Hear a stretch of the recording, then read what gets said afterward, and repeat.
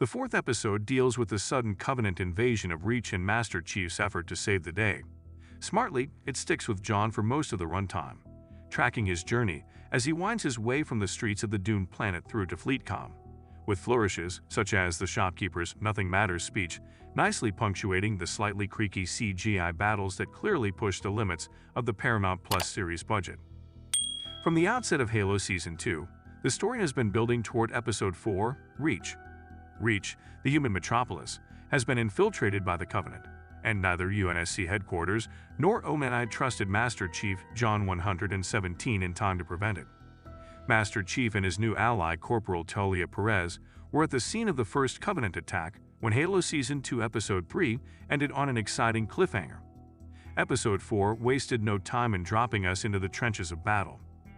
The episode begins with Vanek 134, a member of the Spartan Silver team, scaling a building's roof to feed his pigeons. No time for Benny, Jenny, Lenny, and Keith to have a farewell dinner since Vanek sees Covenant attacks that detonate large explosives all around the city.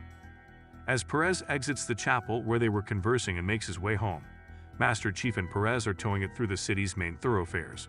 Sadly, when she enters her neighborhood block, an explosion completely destroys everything. The blast leaves Perez stunned and in complete disbelief. She is unable to comprehend that her family, whom we had previously met, has been destroyed. After physically stopping her from going into the fire, Master Chief inspires her to accompany him back to the headquarters so they can engage in combat. It appears that Soren 066 and his adversary, Dr. Catherine Elizabeth Halsey, are still together in the holographic cell that James Ackerson placed them in. As the blasts draw closer, Soren senses their effects, and Halsey realizes that the conflict has reached Reach. After playing up her caring mother role and telling him that she's delighted he's alive, Halsey plays up Soren's long-standing drive for vengeance against her. Soren immediately returns to his original objective. This throws Soren off, and he concedes that Halsey is smaller than the monster he is familiar with. When more bomb explosions destroy the cell's holographic images, the tension is released. Halsey warns Soren not to test the cell door, but he does and discovers it is likewise unpowered. In their escape, he and Halsey form an odd alliance. Perez pauses to collect herself and deal with her loss. Master Chief is accused by her of not getting it, implying that he lacks empathy and feelings. Two hooded Covenant elites are seen in the middle of the throng in the main square.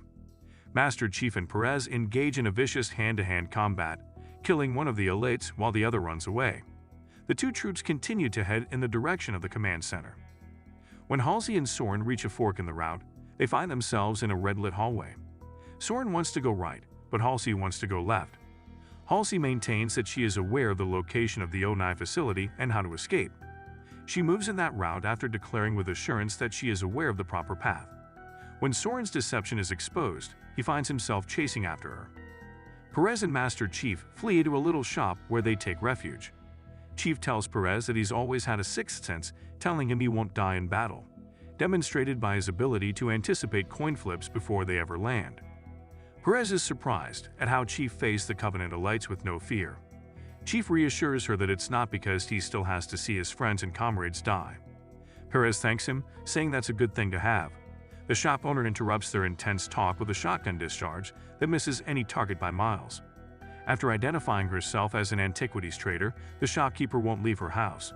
Experiencing a complete breakdown, Perez begs the elderly woman as though she is insane, claiming that antique items hold no value.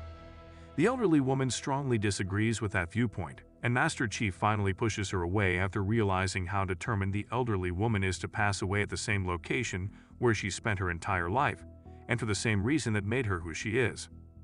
As they go, Halsey tries to get to know Soren better by inquiring about his kid Kessler, and says that they are in an ONI black site. Halsey tells Soren that having a son is a significant step forward in her Spartan enhancement process, but he refuses to connect with her.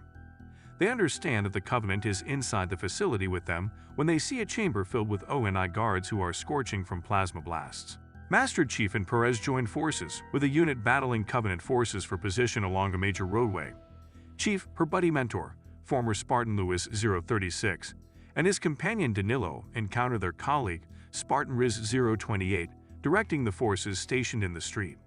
The group of warriors lay down cover fire and enter the building next to the street when Lewis, despite being blind, insists on participating in the battle.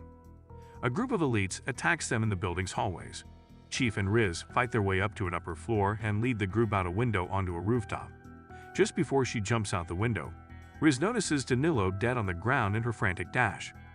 While fleeing, she must give the terrible news to poor blind Louis. Louis instantly turns and moves forward, armed with explosives, to make a last stand against a Covenant Wraith tank. The adversary is eliminated by his sacrifice.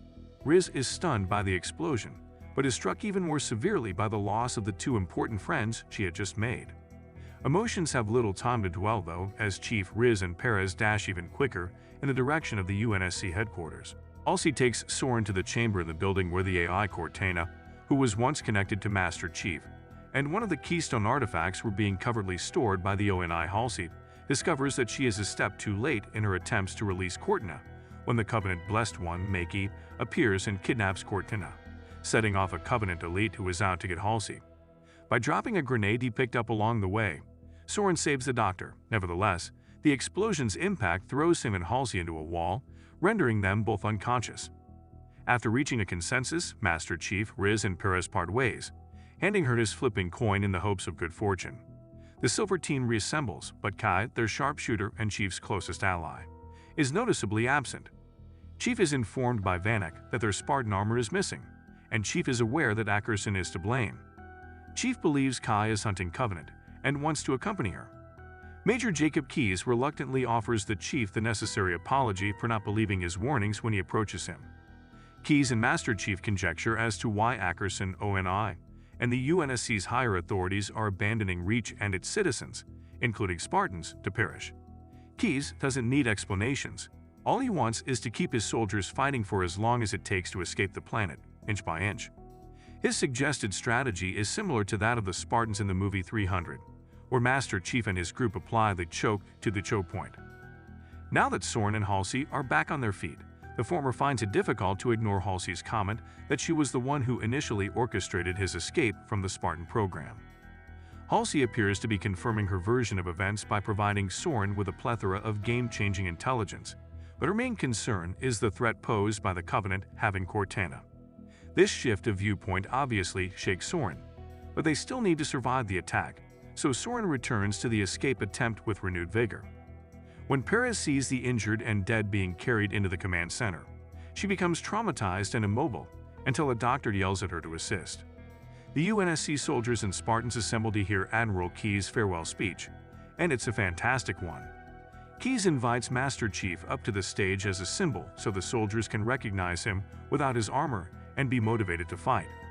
Keyes is honest with his troops that they are giving their lives to assist the people of Reach escape. Keyes tries to go to combat with the Spartans, but Master Chief won't let him since he understands that Keyes is vital to the survival of the UNSC command and the people. Along with a Scorpion tank, the Spartans assist the UNSC Marines in fortifying a major bridge that connects the city to the command center. The soldiers readied themselves for the impending huge fight. After arriving at the command center with Soren, Halsey meets her ex-husband, Admiral Keyes, awkwardly. With Soren present as an evident third wheel, things get even more awkward. Admiral Keyes doubts a pirate could get a ride on a civilian vehicle, but Soren needs a way out. Until Master Chief directs the Scorpion tank to fire at a flare, the Spartans on the bridge are unable to identify the Covenant's movements. Suddenly, a terrifying swarm of Covenant forces emerges, and the plasma and bullets fly. As they ride the elevator to the upper deck and board the evacuation ships transporting the Reach civilians, Keyes, Halsey, and Soren are experiencing some fairly awkward tension. Despite Makee's purported death, Halsey informs Keyes that Cortana has been abducted by the Covenant, and that he was the one who took it. Covenant jackals take over the landing bay before they can go too much into that issue. When Keyes asks for support from the Spartan Silver Team, Master Chief, Riz, and Vanek move to respond. Fuel lines are linked to the civilian vehicle Keyes and Perez are attempting to evacuate, which prevents liftoff. Admiral Keyes attempts to fix it himself, but is ambushed by the jackals. He causes a huge explosion in the hangar as the ship takes off by releasing the fuel line and instructing Perez to start the engine. The explosion outside the hangar floors Halsey, Soren, and Spartan Silver Team. Deeply shocked by the loss of her old love, Halsey looks at the battle alongside Makee's own elite bodyguard, the Arbiter, when he reappears for another round.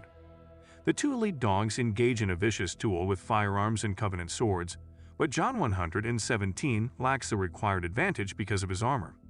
A blast from another elite interrupts the combat, but Makee breaks her bodyguard's hand before he can strike the fatal blow.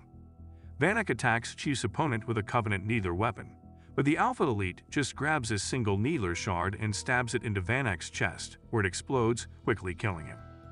As the episode comes to a close, Vanek is lying dead and looking up through a hole in the ceiling at a bird circling in the sky, while the other Spartans are dragging the injured Master Chief to safety.